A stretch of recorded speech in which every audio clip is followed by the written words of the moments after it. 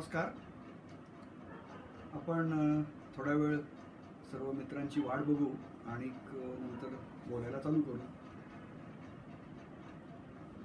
गेल्या खेपेला म्हणजे वसुंधरा दिनाला काही जणांचे प्रश्नांना उत्तरं देता आली नव्हती, तर त्यांना एक स्वतंत्र व्हिडिओ करून पाठवावा आणि सर्वांच्या प्रश्नांना उत्तर द्यावी असंही आपण आता ठरवतोय. तर आज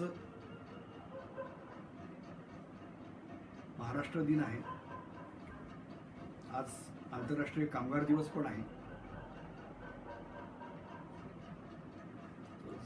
60 वर्षापूर्वी आपल्या महाराष्ट्र राज्याची जी स्थापना झाली त्याची पार्श्वभूमी काय होती, त्यानंतर आपली वाटचाल नेमकी कशी झाली आणि इथून पुढे कशी वाटचाल होईल, या सगळ्या गोष्टींसंबंधी आपण चर्चा करणार आहोत.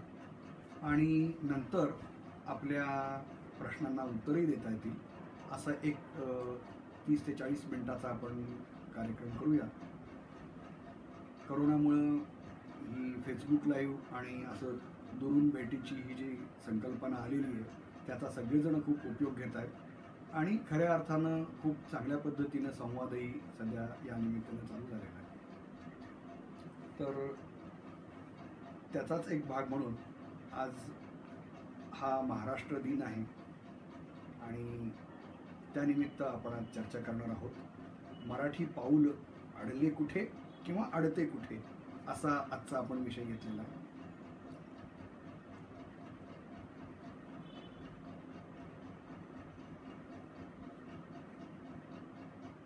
जितेंद्र रांजणे, प्रेमन प्रसाद कुंठेकर हे सगळे हळूहळू एक एक जण येत आहेत. हरीश कुलकर्णी, या सर्वांचं स्वागत. अनमोल, ललिता रघुनाथ,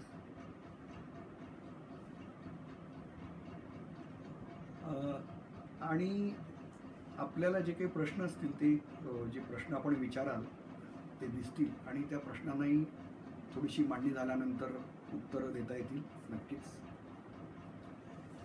एकंदरीत हा सगळा जो खटाटोप आहे तो करोनाच्या काळातनं बाहेर पडल्यानंतर आपण नेमकं कुठं जाणार आहोत, कसं जाणार आहोत या दृष्टीने आपल्याला विचार करता यावा म्हणून काही मुद्दे आपल्यासोबत शेअर करायचे आहेत. त्यासाठीच हा सगळा अट्टहास चाललेला आहे. पालघरहून निर्भय भाऊ पाटील आहेत. नमस्कार निर्भय भाऊ.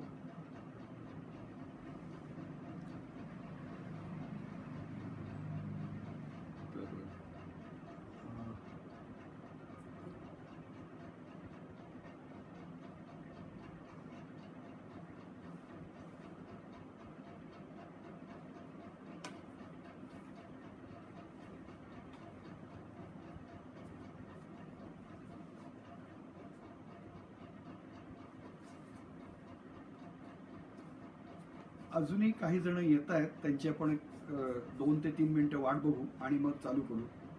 सुशील जाधव आलेले आहेत. आदित्य हिरलेकर,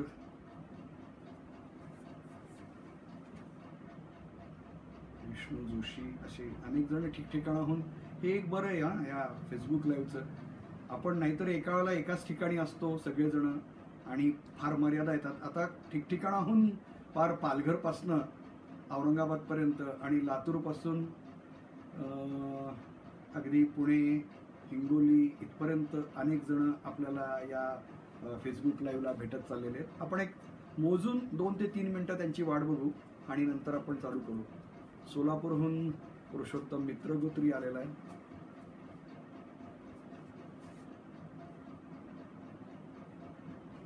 पुण्याहून प्रशांत आहे. असे ठिकठिकाणी लोक येतात. आपण अगदी मोजून 2 ते 3 मिनिटं, आपण जसं म्हणतो ना हॉलमध्ये जरा लोक गर्दी बऱ्या जमल्यानंतर आपण चालू करू, तसंच काही अर्थानं आपण जरा सगळ्या जणांची थोडा वेळ वाट बघू, 2 ते 3 मिनिटं, आणि नंतर आपण मूळ विषयाला हात घालूया. तोपर्यंत कृपया आपण वाट बघावी, अगदी 2 ते 3 मिनिटं. हैदराबादहून कारेमुंगेकर काकू आहेत, माधुरी रायमाने,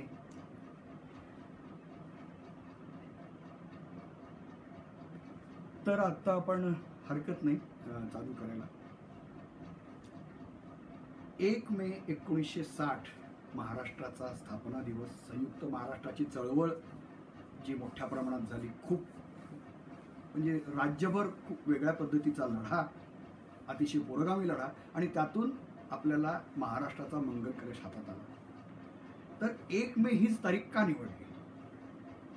कारण त्यावेळेला जे संयुक्त महाराष्ट्राच्या लढ्यातले लोक होते, S.M. जोशी असतील, प्रबोधनकार ठाकरे, ह्या सगळ्यांना असं वाटत होतं की आपण या आपल्या महाराष्ट्राची नाळ आंतरराष्ट्रीय पातळीला जोडली पाहिजे, म्हणून 1 मे हा आंतरराष्ट्रीय कामगार दिवस निवडला गेला. 1886 साली, म्हणजे 134 वर्ष झाली, 1886 साली पहिला आंतरराष्ट्रीय कामगार दिवस साजरा करण्यात आला होता. आणि त्याचं कारण असं होतं, त्याआधी म्हणजे 1886च्या आधी जगातल्या उद्योग क्षेत्रातल्या कामगारांना कामाचे तास हे 12 तास 15 तास असत होते. या लढ्यामुळे ते तास 8 तासावर आले, म्हणून तो आंतरराष्ट्रीय कामगार दिवस होता. त्या कष्टकऱ्यांचा सन्मान करण्यासाठी महाराष्ट्र दिन पण 1 मेला करण्यात आला. 1 मेला जी महाराष्ट्राची स्थापना झाली, त्यानंतर कैक वर्ष, खरं तर ते आधी पण म्हणजे आधीच्या आपल्या पूर्वजांनी, न्यूटननी असं सांगून ठेवलेलं आहे की आपण प्रत्येक पुढची पिढी ही आधीच्या पिढीच्या खांद्यावर बसलेली असते, आणि त्यामुळे त्यांना दूरचं दिसतं जग, जे दिसत असतं. म्हणजे एका अर्थानं वर्तमान काळ, भूतकाळ आणि भविष्यकाळाचा संबंध कसा आहे, तर खांद्यावर बसलेल्या लेकराला, मुलाला वरचं आकाश म्हणजे भविष्यकाळ दिसत असतो, आणि तो भूतकाळाच्या खांद्यावर बसलेला असतो. तसं संयुक्त महाराष्ट्राची चळवळ झाल्यानंतर जो आपल्याला महाराष्ट्र मिळाला, तो आपल्या आधीच्या पूर्वसुरींनी घडवलेला महाराष्ट्र होता, म्हणून आपला महाराष्ट्र सामाजिकदृष्ट्या आघाडीवर होता. पुरोगामी महाराष्ट्र जो आपण म्हणतो, कधी कधी चावून चोथा झाल्यासारखं वाटतं, पण खऱ्या अर्थानं आपल्याकडं स्त्रियांचं शिक्षण असेल, विधवांसाठीचं कष्टाचं काम असेल, जातीभेद मिटवण्याचं काम असेल, वर्गभेद मिटवण्याचं, ह्या सगळ्याची सुरुवात महाराष्ट्रातनं झालेली होती. म्हणजे भारतामध्ये त्यावेळेला स्वातंत्र्यपूर्व काळापासून स्वातंत्र्य मिळाल्यानंतर काही वर्ष साहित्य, चित्रपट, नाटक, संगीत या सर्व नवीन आलेल्या क्षेत्रांमध्ये महाराष्ट्र आणि बंगाल हेच आघाडीवर होते. आणि ते आपण पुढं लोण आणत औद्योगिक क्षेत्रामध्ये मुंबई, पुणे हे पुढं गेलं होतं. औद्योगिक वसाहती सगळीकडे सुरू झाल्या होत्या. यशवंतराव चव्हाण हे जे महाराष्ट्राचे शिल्पकार होते, त्यांनी असं धोरण स्वीकारलं होतं की सर्वांना या विकासामध्ये आपण पुढे घेऊन जाऊन सर्वदूर आपल्याला विकास पोचवायचा आहे, शिक्षण पोचवायचं आहे, रस्ते चांगले करायचे, आरोग्य पोचवायचं. ही सगळी जी भावना होती ती नेत्यांची जशी होती तशीच अधिकाऱ्यांची होती, आणि म्हणून महाराष्ट्र सगळीकडे पुढे होता. जणू काही देशाला दिशा दाखवायचं काम महाराष्ट्र करत होतं. 1972 साली जो दुष्काळ पडला, आणि त्यावेळेला जी महाराष्ट्रानं रोजगार हमी योजना दिली, ती पूर्ण देशानं स्वीकारली. म्हणजे विज्ञान तंत्रज्ञान असू दे, नाही तर प्रशासन असू दे, विज्ञान तंत्रज्ञानात कोयना धरण हे आपल्याकडचं हे आदर्श धरण मानलं जात होतं.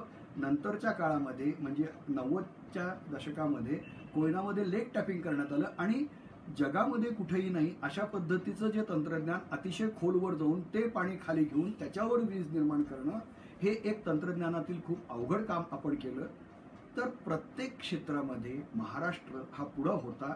हे सगळं वातावरण आपल्याला जे मिळालं, त्यामुळे आर्थिक परिस्थितीच्या बाबतीमध्ये सुद्धा महाराष्ट्र टप्प्याटप्प्यानं पुढे चाललेला होता. हे सगळं वातावरण आपल्याला लाभलं. या पूर्वसुरींची कृतज्ञता आपण व्यक्त केलीच पाहिजे. मग त्यामध्ये सगळे आले, पण ही कृतज्ञता नुसती व्यक्त करून चालणार नाही. त्या कृतज्ञतेचा विचार करून आपण पुढं काय करणार आहोत. कारण झालंय असं की 1990 नंतर ह्या महाराष्ट्रामध्ये हळूहळू गती मंद होत गेलेली आहे. आणि आत्ता आपला महाराष्ट्र करोनाच्या आधी कुठे जाऊन बसला होता, बाकीची राज्य कुठे गेली होती. जे शेजारचं कर्नाटक असेल, तेलंगणा असेल, तिथले रस्ते अधिक चांगले आणि आपले रस्ते अतिशय वाईट. एसटी जी गावागावात जाणारी, कानाकोपऱ्यात जाणारी एसटी ही देशामध्ये एकेकाळी अतिशय कार्यक्षम नावाजलेली होती, ती सगळ्यात बेकार आणि अतिशय तोट्यातली एसटी आपण करून ठेवली. आज बाकीच्या राज्यामधल्या एसटी किती चांगल्या आहेत, कर्नाटकातली आहेत, आंध्रातली आहेत, तेलंगणातली आहेत, इतर कुठल्याही राज्यामध्ये प्रवास हा सुखकर होतो. म्हणजे सर्वसामान्य लोकांच्या आयुष्यातला जो मोठा भाग असतो तो खूप चांगला ठेवण्याचं काम हे सार्वजनिक सेवा करत असतात. या सार्वजनिक सेवा या उत्तम कुठं राहिलेल्या आहेत, आपल्या शेजारच्या राज्यात, जे मागून येऊन पुढे गेलेले आहेत आणि आपण हळूहळू इतके मागं गेलेलो आहोत की या सेवा आता गलित गात्र किंवा अस्तित्व शून्य झालेले आहेत. आणि याची झळ गावातल्या, वाड्यातल्या, पाड्यातल्या या गरीब मुलांना बसते, कष्टकऱ्यांना बसते, ज्यांना शहराकडे येण्यासाठी खाजगी वाहन घेण्याशिवाय पर्याय नाही. त्यामधनं अनेक अपघात होतात वगैरे, अनेक मुद्दे त्याच्यात येतात. एकंदरीत आपण बघू की ही जी शेजारची राज्य आहेत, अगदी दूरवरची कुठलीही आपण राज्य आणि कोणत्याही निकषावर महाराष्ट्र अतिशय मराठी पाऊल पडते पुढे जे आपण म्हणत होतो ते मराठी पाऊल अडते प्रत्येक ठिकाणी असं म्हणायची वेळ कोरोनाच्या आधीपर्यंत येऊन बसलेली आहे. तुम्ही पर्यटनाच्या बाबतीमध्ये घ्या, पर्यटनाच्या बाबतीमध्ये अतिशय सुरक्षित किंवा विश्वासार्ह जर राज्य म्हणत असेल तर आपण एक नंबरला राजस्थान किंवा केरळचं नाव घेऊ, नंतर गोव्याचं नाव घेऊ. पण महाराष्ट्र हा तितका राहिलेला नाहीये असं सगळ्यांचं म्हणणं आहे. मानव विकास निर्देशांकात आपण घेऊ, ह्युमन डेव्हलपमेंट इंडेक्स, या बाबतीतही महाराष्ट्र मागच पडलेला आहे, पिछाडीवर आहे. आता नाही म्हणायला मुंबईमुळं आपलं सरासरी उत्पन्न खूप बरं वाटतं, ते सरासरी आहे. म्हणजे कसं होतं की अंबानींचं पण उत्पन्न घ्यायचं, टाटाचं पण उत्पन्न घ्यायचं आणि आमच्याकडच्या आत्महत्या झालेल्या विधवेचं पण उत्पन्न घ्यायचं, तर याची सरासरी बरीच येणार आहे ना. पण शेतकऱ्यांची अवस्था काय आहे? आज महाराष्ट्रामध्ये 75,000 शेतकरी विधवा आहेत. त्यांच्याकडे आपल्याला काही पाहायचंय का नाही? आणि शेतकऱ्यांच्या आत्महत्या वरचेवर वाढत चाललेल्या आहेत. मराठवाड्यामध्ये तर त्या वाढतातच आहेत अजूनही. म्हणजे गेल्या वर्षी जवळजवळ 1900 शेतकऱ्यांनी आत्महत्या केलेल्या होत्या. म्हणजे शेतीमध्ये आपलं नेमकं काय चाललंय? हवामान बदल जुळवून घेण्यासाठी आपण नेमकं काय करत आहोत? निसर्ग वाचवण्यासाठी आपण काय करतो? परत शेजारची राज्य आपल्या मानानं खूप बरी आहेत. अगदी आपत्ती व्यवस्थापनामध्ये सुद्धा आजूबाजूची राज्य, देशामधलं आदर्श राज्य आपत्ती व्यवस्थापनामध्ये जोखीम कमी करणारं हे ओरिसा आहे. 2 नंबरला तामिळनाडू आहे, 3 नंबरला गुजरात येईल. महाराष्ट्र यातही कुठे जवळ नाही. याचं तटस्थ परीक्षण आपण करणं आवश्यक आहे. कारण हा करोना काळ आपल्याला यासाठी लागलेला आहे की आपण स्वतःचं आत्मपरीक्षण केलं पाहिजे आणि आपल्या नेत्यांना, अधिकाऱ्यांना सुद्धा त्यांचं आत्मपरीक्षण करायला भाग पाडलं पाहिजे, अन्यथा ते होणार नाही. करोनाच्या आधी, मार्च महिन्याच्या आधी जर आपण पाहिलं, केंद्रीय प्रदूषण नियंत्रण मंडळानं जे अहवाल दिले होते त्यात देशातल्या अतिप्रदूषित औद्योगिक वसाहतीमध्ये महाराष्ट्रातल्या 9 औद्योगिक वसाहती, त्यामध्ये मुंबई, रायगड, पुणे, औरंगाबाद सगळ्या. देशातल्या अतिप्रदूषित शहरांमध्ये 20 शहरं महाराष्ट्रात येईल. त्यात लातूर आहे, सोलापूर आहे, औरंगाबाद आहे, चंद्रपूर, नागपूर, ही सगळी शहरं आहेत. देशातल्या अतिगलिच्छ नद्यांमध्ये 49 नद्या महाराष्ट्रातल्या आहेत. हे वातावरण 90 पासून जे बिघडत आलं त्याचं हे प्रगती पुस्तक आपल्या समोर केंद्रीय प्रदूषण नियंत्रण मंडळानं ठेवलं होतं. हे घेऊन आपण इथपर्यंत आलेलो आहोत. आणि करोनाचा काळ आला आणि करोनाच्या काळामध्ये सर्व प्रवास, सर्व जनजीवन हे कुलपात बंद झाल्यामुळे, म्हणजे सक्ती, घरात स्थानबद्धतेची सक्ती झाल्यामुळे आज नाशिकची जी गोदावरी नदी आहे ना, तिचं पाणी स्वच्छ दिसतंय. दिल्लीतली यमुना नदीला मोठी गटार म्हणायची, कारण तिथं ऑक्सिजन शून्य, ऑक्सिजन उपलब्धच नव्हता. ती यमुना नदी स्वच्छ झालेली आहे. आता आपण महाराष्ट्रापुरतं बघू, ही जी नाशिकची गोदावरी नदी आहे, नाशिकचा दररोज 30 लाख लिटर सांडपाणी, घाण पाणी हे गोदावरीत जात होतं. कोल्हापूरला तसंच, अहमदनगरलाही तसंच, मुंबईमध्ये तर 1.5 कोटी लिटर घाण पाणी दररोज अरबी समुद्रात सोडलं जात होतं. हे थांबवल्यानंतरचे फोटो आपण सगळ्यांनी पाहिलेले आहेत. आणि त्यामुळे सगळेजण आपण आता स्वच्छ पर्यावरणाबद्दल, स्वच्छ हवेबद्दल बोलतोय, कारण कधी नाही ते इतकं शुभ्र वातावरण आपल्याला पाहायला मिळालेलं आहे, जे एरवी कधीही दाखवता आलेलं नसतं. पण यामध्ये आपलं कर्तृत्व काही नाही हो. हे त्या करोनामुळं, बंधन आल्यामुळं हे झालेलं आहे. मग आता आपण असा प्रश्न विचारला पाहिजे की आपल्या अधिकाऱ्यांना हे दिसत नव्हतं का? आपल्या नेत्यांना, आपल्या लोकप्रतिनिधींना महाराष्ट्राच्या विधिमंडळामध्ये 366 सभासद आहेत, विधानसभा आणि विधान परिषदेचे, सर्व पक्षाचे असतील. आपलं या सर्व पक्षांना हेच मागणं आहे की तुम्ही आमचे प्रतिनिधी आहात, तुम्ही महाराष्ट्राचा विचार करणारे लोक त्या विधिमंडळामध्ये जमता, तेव्हा तुम्ही कोणाचा विचार करणार आहात? जर तुम्ही पुढच्या पिढीला स्वच्छ पाणी देऊ शकत नाही, स्वच्छ हवा देऊ शकत नाही, मुंबईची हवा ही 24 दिवसामध्ये फुफ्फुस काळवंडणारी असते, त्या पाठोपाठ सगळी शहरं येतात, अगदी लातूर सोलापूरपर्यंत जी सगळी शहरं आली असतील, तर सुरक्षित राहणं नेमकं कुठं आहे? आता डॉक्टर सांगतात सगळीकडचे की करोनामुळं निदान गलिच्छ हवेमुळे होणारे मृत्यू तरी कमी झाले, कारण तुम्ही बाहेरच पडत नाही आहात ना. अन्यथा भारतामध्ये दरवर्षी 12 लाख मृत्यू हे दूषित हवेमुळे होत असतात. आणि लहान मुलं ही त्याची किंमत आरोग्यातनं चुकवत असतात. या लहान मुलांना अस्थमा होतो, कर्करोग होतो, आणि तो कर्करोग जात, धर्म आणि वर्ग बघत नाही ना. तुम्ही काढून बघा ना, किती अतिशय उच्च वर्गातल्या लोकांना कॅन्सर होतोय, तो का, याचा विचार करून बघा. मग ते अभिनेते असतील किंवा नेते असतील, क्रिकेटपटू असतील, सर्व कॅन्सर कोणालाही सोडत नाही. आणि परत मी लातूरचं उदाहरण तुम्हाला देतो की त्याचं प्रमाण आपल्याला कळावं म्हणून. लातूरमध्ये अंदाजे दररोज 150 केमोथेरपी होत असतात. हे सगळे अस्वच्छ हवेचे परिणाम आहेत. आणि आत्ता सगळे डॉक्टर्स जवळजवळ पेशंट्सना पाहत नाहीयेत, पण आपण आजारी पडण्याचंही प्रमाण कमी झालेलं आहे. याचा अंतर्मुख होऊन आपण विचार करून जर आपल्या नेत्यांना आपण सांगायला लागलो की करोना नंतरच्या काळात तुम्ही काय केलं पाहिजे ते बघा. बाबांनो, तुम्ही काय सर्व प्रकारच्या पद्धतीनं तुम्हाला यामधनं पैसा मिळाला असेल, नक्कीच ना, कारण प्रदूषणाकडे बघायचंच नाही म्हणल्यानंतर पैसा मिळतो. इमारत अतिक्रमण करत असेल तर ती नियमित करायला काही ना काहीतरी तुमची देवाणघेवाण होत असेल, पण त्याचा फटका सगळ्यांना बसतोय ना. ही आपत्तीची पेरणी आहे, हे लक्षात घ्या. हवामान बदल तसाच असतात आहे आणि असणार आहे.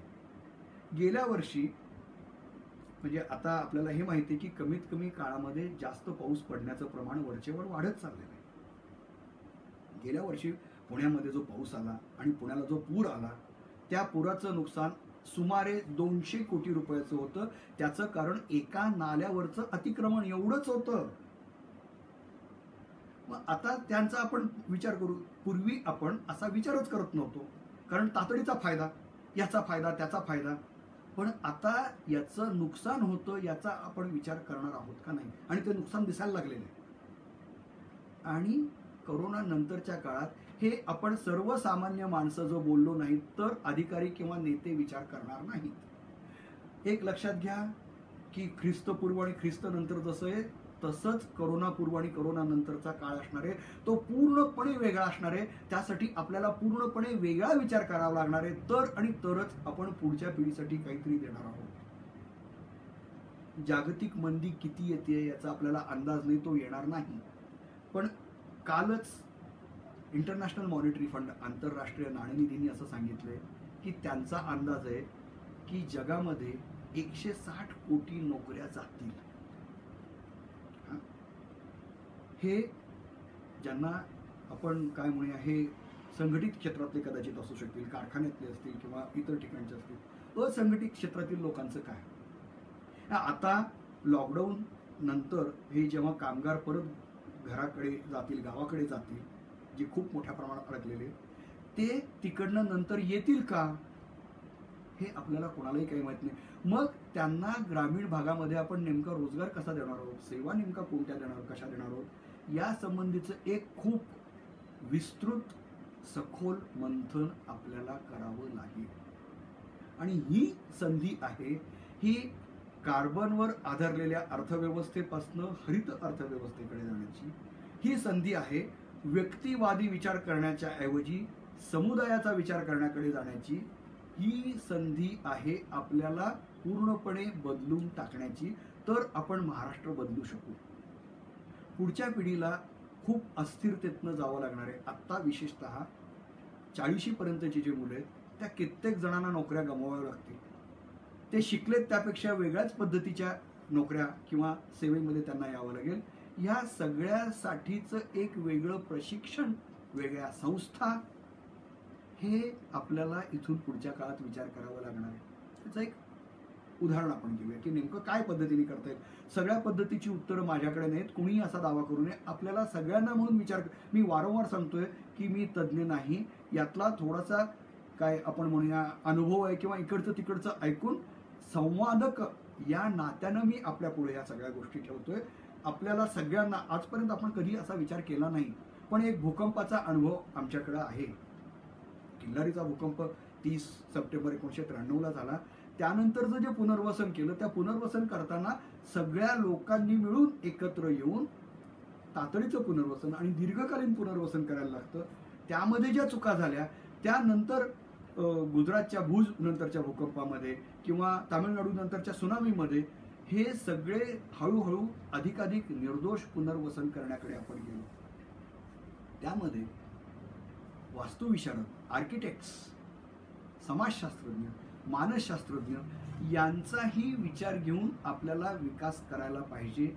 तसाच पर्यावरण शास्त्रज्ञांचा विचार करून आपल्याकडं याचा निसर्गाचा अर्थशास्त्राचा विचार करणारे लोक, या सगळ्यांचा विचार करून आपल्याला काय करता येऊ शकतं. यातल्या अगदी फार किरकोळ गोष्टी ज्या मला सुचत होत्या त्या अशा आहेत की ग्रामीण भागामध्ये आपल्याला आता वेगळा मुद्दा नेमका कोणता आहे, तर ग्रामीण भाग हा काही अर्थाने सुरक्षित आहे. म्हणजे इथून पुढं आपल्याला अमेरिकेत पूर्वीसारखं जावंसं वाटेल का आणि जाता येईल का, तर तो जाणारा वर्ग देशात राहणार आहे. जो शहराकडे सहजगत्या धावत जाणारा वर्ग होता तो आता खेड्यामध्ये राहणार आहे. यांना चांगला क्रिएटिव्ह आणि कल्पक रोजगार आणि व्यवसाय याची संधी मिळवून देण्यासाठी आटोकाट प्रयत्न आपल्याला करावे लागतील. मग हा सगळा भाग हा निसर्गानं प्रदूषणात दृष्टीने कमी आहे, प्रदूषण तिथं कमी आहे. मग या भागामध्ये आपल्याला शेतीशी निगडीत नेमकी कोणती कामं आपल्याला चालू करता येतील, शेती प्रक्रिया उद्योग नेमके कोणते चालू करता येतील, वेगळ्या पद्धतीच्या सेवा म्हणजे पूर्वीची बलुतेदारी आपण वेगळी म्हणत होतो ती आता नेमकी कशी चालू करता येईल, सामुदायिक शेतीचे प्रयोग करता येतील का, यामध्ये व्यवस्थापक मिळू शकतील का, हे सगळे मुद्दे आपल्याला आता इथून पुढे विचारात घ्यायला लागतील. आणि ही नक्की शक्यता खूप व्यवस्थित आहे, म्हणजे यामध्ये अशक्य काहीही नाही. आपल्याला आधी सांगितलेलं उदाहरणात मी पुन्हा एकदा सांगतो, पर्यटनाच्या बाबतीमध्ये आपल्याकडं उत्तम पर्यटन करण्यासाठीची प्रशिक्षण संस्था आहे का. एक साधी गोष्ट बघा, मराठी माणसाची ख्याती आपल्याला माहिती आहे, ते अतिशय उर्मट, म्हणजे नम्रपणे बोलणं हे लाजिरवाणंच नम्रपणा आणि लाचारी यातला फरकच आपल्याला कधी कळलेला नाहीये. नम्रपणे बोलणं म्हणजे लाचारी असं समजून आपण प्रत्येक जण अतिशय उद्धटपणानं बोलत असतो.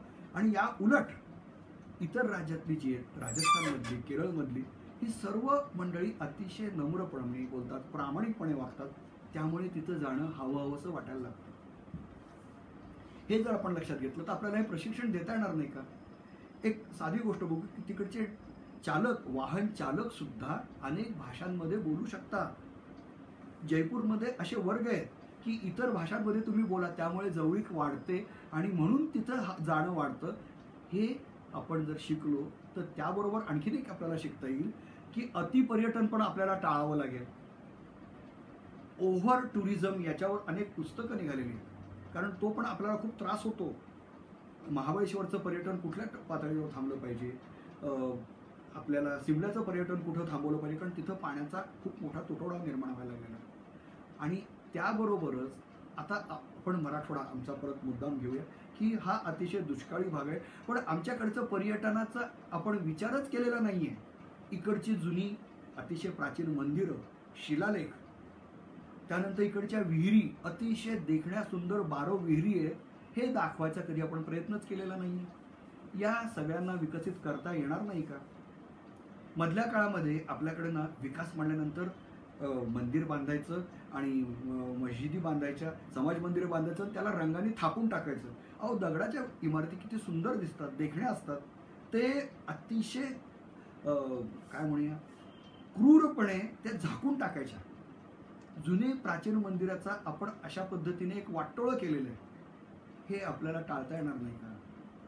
ही दृष्टी देणार आपल्याला कोणी नको आहे का?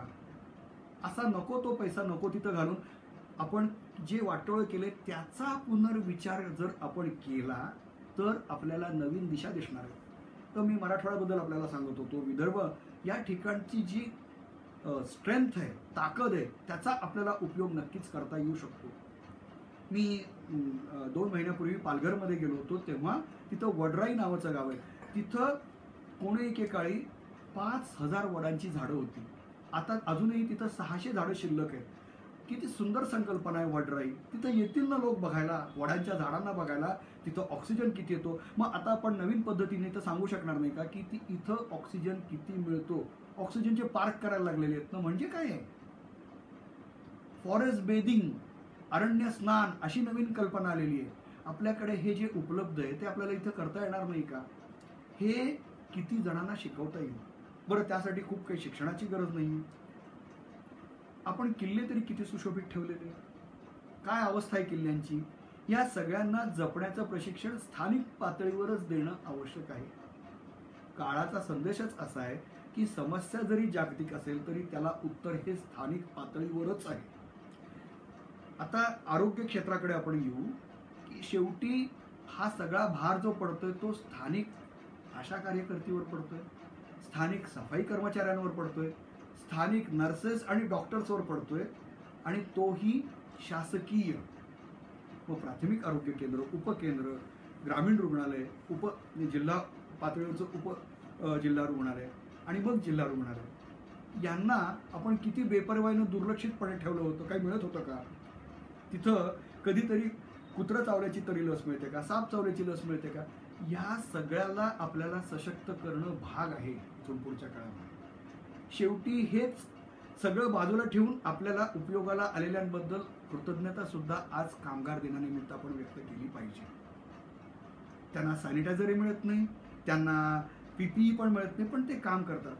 यांना जर ट्रेनिंग दिलं तर गावाचं आरोग्य, हॅलो मेडिकल फाउंडेशनचे शशिकांत अहंकारी आणि त्यांची संस्था हे 52 गावामधलं आरोग्य, उस्मानाबाद जिल्ह्यातल्या तुळजापूर आणि लोहारा तालुक्यातल्या तिथल्या ग्रामीण भागातल्या अशिक्षित महिलांनी चांगलं केलेलं आहे. त्यांना भारत वैद्य म्हटलं गेलं आणि ज्यातून नंतर आशा ही योजना आली.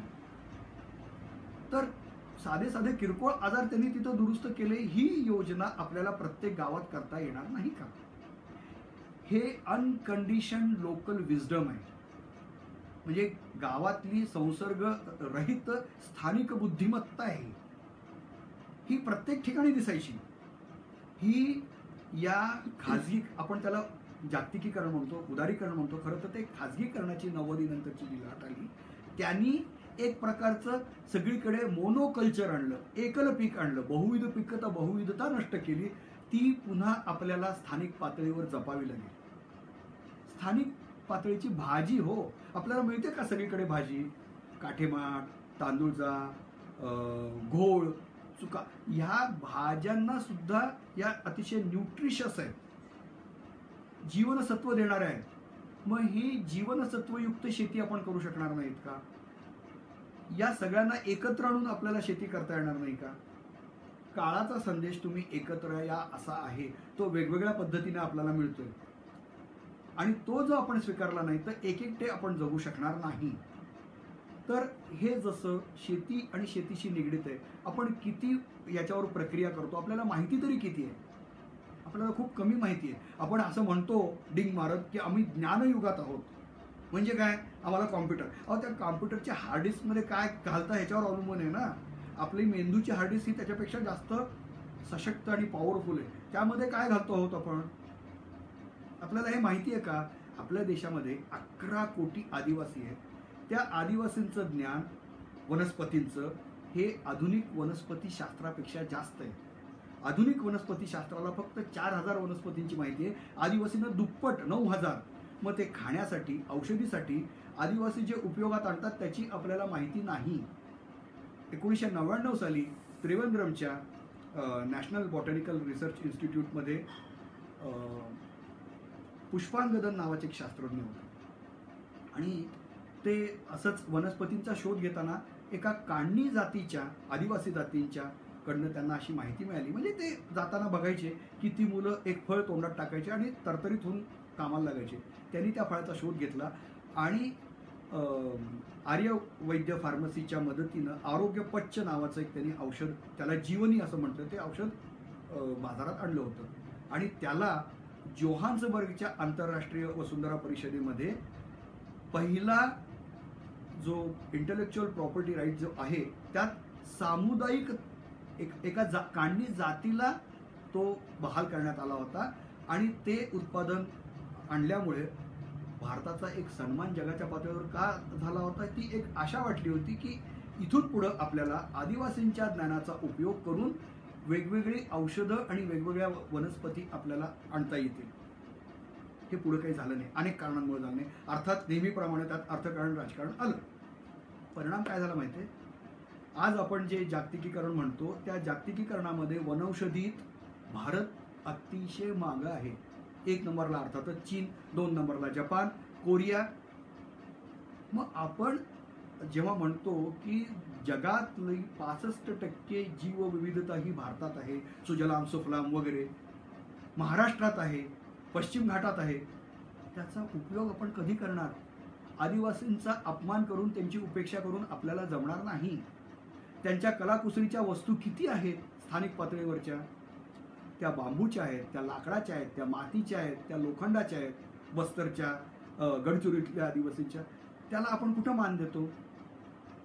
हे जेव्हा आपण द्यायला लागू तेव्हा आपल्याला स्थानिक पातळीवरचेच वेगळे सशक्त मार्ग दिसायला लागतील.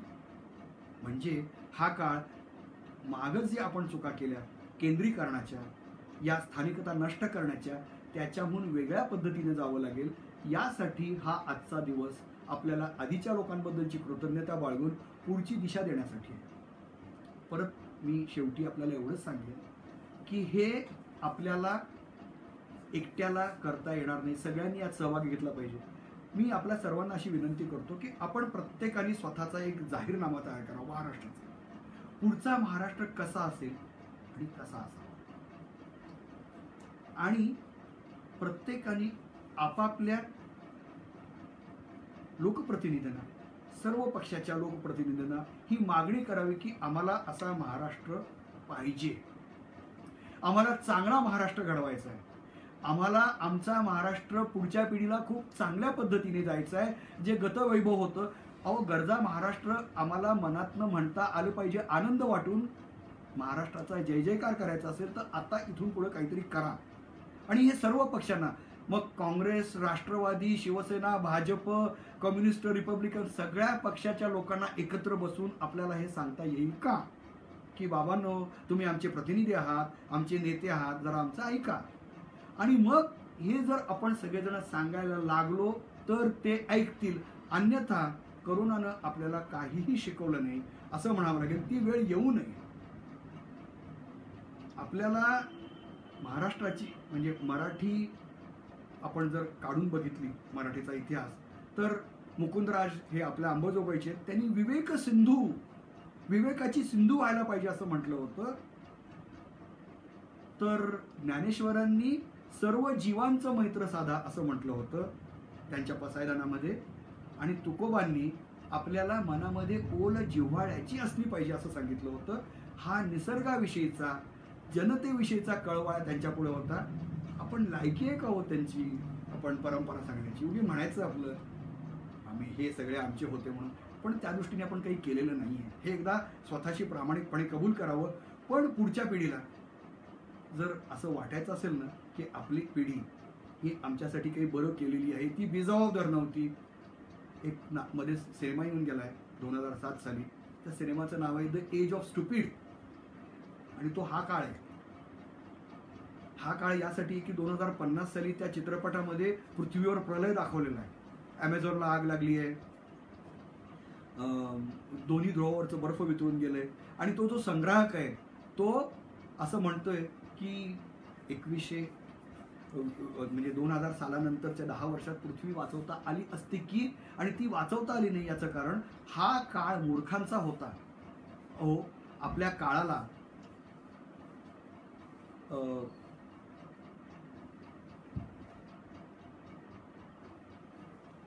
किती सुंदर आपण नामाभिधान दिलेले होते. विवेकाचा काळ, age of enlightenment, age of renaissance, प्रबोधनाचा काळ, असे. पण आपण या काळाला मूर्खपणाचा काळ जर ठरवायचा नसेल आणि पुढच्या पिढीने आपल्याला बाद ठरवायचं नसेल तर आत्तापासून आपल्याला कामाला लागलं पाहिजे. मी त्यासाठी आपल्याला शुभेच्छा देतो. आणि इथून पुढं यासंबंधीचे काही प्रश्न असतील, यासंबंधीचे काही मार्ग काढायचे असतील तर आपल्या सर्व प्रश्नांचं स्वागत करतो आणि मी तूर्त इथं थांबतो. धन्यवाद.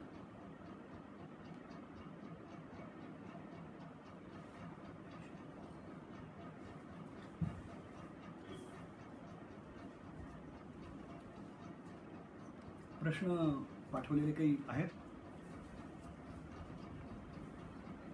प्रश्नांना अपील करा. काही प्रश्न असतील तर मी थांबतो अजूनही, आणि प्रश्न आपण जरूर पाठवा.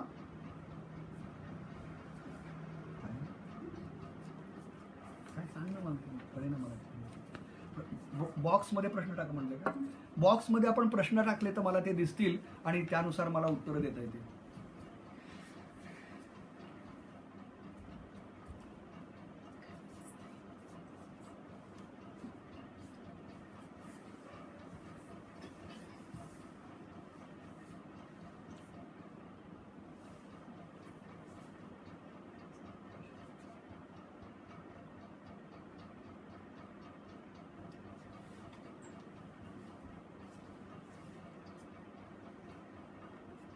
निर्भय पाटील यांचा प्रश्न आहे, खासगी डॉक्टर्सना सुद्धा प्रोटेक्शन किट दिलं पाहिजे, त्यांच्या सुरक्षेचे काय? पालघरहून निर्भय भाऊंनी असं विचारलंय की खासगी डॉक्टरांच्या सुरक्षेचे काय. अगदी बरोबर आहे. खरं तर सुरक्षिततेचे किट जे आहेत PPE ते सर्वांनाच दिले पाहिजेत. कारण परत परिचारक आणि डॉक्टर्स, वैद्यकीय अधिकारी हेच आधी या सगळ्याला भिडत असतात. त्यामुळे तातडीनं आपण या सर्वांपर्यंत ते किट पोचवणं आवश्यकच आहे. अन्यथा त्यांचं आयुष्य हे जोखमीचं आहे आणि धोक्याचं आहे असं आपल्याला म्हणावं लागेल. मला असं वाटतं की इथून पुढच्या काळामध्ये जे कारण जर समजा ही साथ पसरतच गेली तर खाजगी वैद्यकीय डॉक्टरचा आपल्याला अनुभवांचा उपयोग घ्यायचा जर असेल तर त्यांच्यापर्यंत ही सर्व सुरक्षिततेची उपाययोजना आपल्याला पोचवलीच पाहिजे. साहिल जोशींचा प्रश्न आहे, which are the environmental pressure groups working in India and world to which government is listening? Sahil Joshi म्हणतायत की देशात आणि जगात असे कोणते एन्व्हायरमेंटल ग्रुप आहेत ज्यांचा दबाव केंद्रावर म्हणजे जगावर किंवा केंद्रावर पडतोय. तर जगामध्ये अशा अनेक चळवळी आहेत ज्यामध्ये गेल्या वर्षी ग्रेटा थुनबर्ग नावाच्या बालिकेने चालू केलेली फ्रायडे फॉर फ्युचर आहे. त्यानंतर स्कूल फॉर स्ट्राईक आहे. युरोपमध्ये एक्सटिंक्शन रिबेलियन नावाची, म्हणजे हे जे पृथ्वीवरचा जीवविविधतेचं उच्चाटन होते त्याला आव्हान देणारी अशी एक संस्था आहे. पण एक नक्की आहे की याचा दबाव युरोपमध्ये, अमेरिकेमध्ये हा खूप चांगला आहे. आणि आपल्याकडं त्या मानानं तुलनेनं हे कमी आहे. याचं कारण पण मला असं वाटतं की तिकडची शिक्षण व्यवस्था ही विद्यार्थ्यांना जास्त विचार करायला भाग पाडते आणि त्यामुळे ते खूप सक्रियतेनं सहभागी होतात. तुलनेनं आपल्याकडं त्याची उपेक्षा ही सर्व पातळ्यांवर आहे आणि त्यामुळं आपल्याकडे त्यातला सहभाग कमी आहे. अरुणा देवेगावकर विचारत आहेत, सरकारी आणि प्रशासकीय आणि सोबतच नागरिकांची मानसिकता कशी बदलता येईल? अरुणाताई गावकरांनी असा प्रश्न विचारला की मानसिकता कशी बदलायची. तर आपल्याकडे याचं काही इंजेक्शन किंवा औषध नाही आहे. म्हणजे वाईट अनुभव येऊन पण आपण शहाणपण शिकत नाही आहे. आणि खरं तर आपण म्हणतो ना, अनुभव ही माणसाला शहाणपण देणारी गोष्ट आहे का? तर जॉर्ज बर्नार्ड शॉनी असं म्हटलं होतं की इतिहासापासून आपण कोणताच धडा घेत नाही, हाच आपण एकमेव घेतलेला धडा आहे. पण हे संतांपासून आजपर्यंत अनेक वेळेला अनेक विद्वान लोक, विवेकी लोक सांगत आलेले आहेत की माणूस हा शहाणपण शिकणारा नाहीच आहे. त्यातल्या त्यात काही माणसं बरी असतात, ती शहाणी होतात आणि ते बाकीच्यांना ओढून पुढे नेतात. याला दीपंकर गुप्ता यांनी, हे जे समाजशास्त्रज्ञ दिल्लीचे, त्यांनी रिव्होल्युशन फ्रॉम अबाव असं म्हणलेलं आहे. म्हणजे एखादा नेता असा निघतो की जो पूर्ण समाजाला स्वतःच्या मागं खेचून जातो. पण असे नेते आपल्याला वारंवार मिळू शकत नाहीत. मग ते महात्मा गांधींसारखे, जवाहरलाल नेहरू, नेल्सन मंडेला यांच्यासारखे नेते आपल्याला वारंवार मिळत नाहीत. म्हणून आपल्यालाच आपली जबाबदारी घ्यावी लागेल, अन्यथा आपल्याला हे सगळं खूप एकत्र सहन करायची वेळ येणार आहे. शशिकांत देशमुख विचारतायत, या वर्षीच्या मॉन्सूनवर या पर्यावरणाचा काही नव्याने परिणाम होईल का कोरोनाच्या दृष्टीने? कोरोनाच्या दृष्टीनं काही परिणाम होईल का यावेळच्या मान्सूनवर, असं शशिकांत देशमुख विचारतात. शशिकांत, मान्सूनचा खरा अंतिम अंदाज हा 15 मेला आपल्याला देता येतो. पण आता जो पहिला अंदाज आलेला आहे 15 एप्रिलला, तो असा आहे की यावेळेला तुलनेनं बरं आहे वातावरण. कारण प्रदूषण कमी झालेलं आहे. 2.5 अब्ज टन कार्बन उत्सर्जन हे कमी झालेलं आहे आणि त्यामुळे एल निनोचा इफेक्ट आहे तो तेवढा जाणवणार नाही. म्हणून सर्वसाधारण पाऊस आपल्याला मिळू शकेल आणि यामध्ये हा जो दीड महिना लॉकडाऊनचा पिरियड आहे याचा नक्कीच परिणाम आहे. कारण प्रदूषण कमी झाल्यामुळे जे कार्बन उत्सर्जन जे कमी झालेलं आहे त्याचा नक्कीच फायदा आपल्याला यावर्षी होईल. सविता नरहरे विचारतायत, तरुण पिढी वापरा आणि फेका या मनोवृत्तीची बनत आहे, त्यांना यापासून दूर करण्यासाठी सुरुवात कुठून करावी? सविता नरहरे मॅडम असं विचारतायत की वापरा आणि फेका ही जी मानसिकता तरुणांमध्ये आलेली आहे, ही मानसिकता ही केवळ तरुणांमध्ये नाही आहे, ही बाजारपेठेनं दिलेली मानसिकता आहे. 1990 नंतर जगानं बाजारू अर्थव्यवस्था स्वीकारली, ज्याला मार्केट इकॉनॉमी असं म्हणतो. आणि त्या मार्केट इकॉनॉमीमध्ये उपभोक्तावाद, मी चंगळवाद हा शब्द वापरत नाही, कन्झ्युमेरिझम वाढत गेलं आणि खरेदी करणं हे एक व्यसन झालं. म्हणजे जेव्हा आपल्याला बौद्धिक नैतिक आव्हान नसतं तेव्हा आपण व्यसनासारखं खरेदी करत सुटतो. याला परदेशात एक संज्ञा आहे, शॉप टिल यू ड्रॉप असं म्हटलं जातं. म्हणजे एक बघा तुम्ही, आपण मनाशी सहज विचार करून बघावं. पूर्वी आपण खरेदी करताना गरज असेल तर पिशवी घेऊन बाहेर पडून खरेदी करत होतो. आता सहजगत्या आपण मॉलमध्ये 2 चक्कर टाकतो आणि दिसेल ते पिशव्यामध्ये टाकत सुटतो. ही जी मानसिकता आहे खरेदी करण्याची आणि फेकून देण्याची, ही जसजशी आपली आर्थिक अवस्था वर जाते तसतसं आपण जास्त खरेदी करत जातो आणि तसतसं जास्त फेकत जातो. अर्थातच याचं प्रमाण अमेरिका किंवा ब्रिटनमध्ये जास्त आहे. पण आपल्याकडं या मानसिकतेपासून दूर जाण्यासाठी परत हा करोना हा पुन्हा एकदा विचार आलेला आहे. कारण जागतिक पातळीवर अर्थशास्त्रज्ञ सांगतायत की इथून पुढे तुम्हाला मार्केट इकॉनॉमीपासून दूर जाणं आवश्यक आहे. हे जे वापरा आणि फेका ही वृत्ती आहे ना, हीच वृत्ती आपण निसर्गासाठी लावलेली आहे. निसर्गाचा विनाश हा त्यातनंच झालेला आहे. म्हणजे एकीकडे आपण निसर्गाचा विनाश करत गेलो, जंगल तोडत गेलो, आहे ते सगळं नष्ट करत गेलो, प्रदूषण करत गेलो. त्याचा आपण बेपर्वाई ही आली कुठनं, तर ही यातनं आलेली आहे. ही पैशाची जी मस्ती आहे ती आता जिरणार आहे आणि कदाचित शक्यता अशी आहे की आपण जेव्हा बदलतो ना तेव्हा स्वेच्छेनं कधी बदलतो, किती बदलतो आणि परिस्थितीनं